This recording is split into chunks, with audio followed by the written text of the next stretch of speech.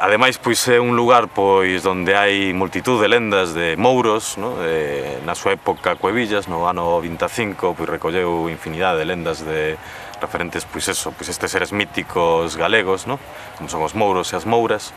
As lendas populares localízanse en todo tipo de xacementos arqueolóxicos, como a castros, mamos, tamén petrolíferos, aínda que menos, sobre todo se localizan nos lugares máis visibles, no? Como os castros, os castelos, por exemplo. Sempre son lendas que transmiten un coñecemento, non? Un coñecemento moral, en certo modo.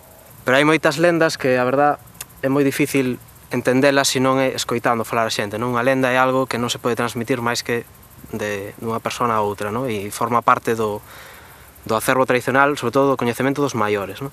Os nosos bisabuelos contaban contra os abuelos, contanos que viñan baixar os moros aí polo montedeira abaixo, que viñan para aquí. Eu sempre oín que aquí que hai un túnel moi grande. Atraveso o mar todo. Atraveso o mar hasta Rianxo. É que había moros aí.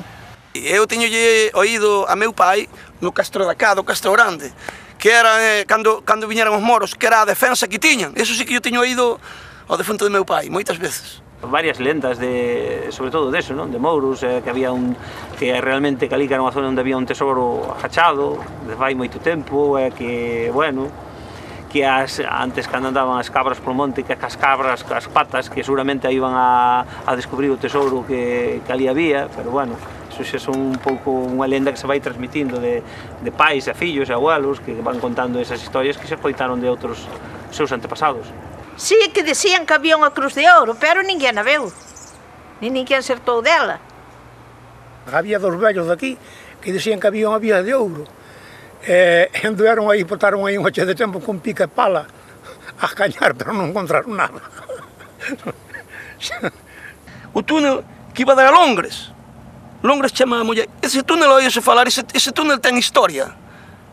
Non se sabe del, pero ten historia, que hai un túnel que pasaban dali ali a Londres, a Longres, a entrada de Rianxo, a Rianxiño. Tuve unha nai velliña e falaba deso que o había. Mi padre morreu máis cedo que ela, pero ela morreu máis velha. E dicía que había un túnel, dicía, el me cago en coño. É daqui do Castro Grande, alá a Torre ou alá. Pero por donde vai, sabía o Dios, porque hai moita altura de mar, onde está a terra. Di que cara a Rianxo, di que salía cara a Rianxo, pero quen sabe, esos serán contos dos que van no outro mundo.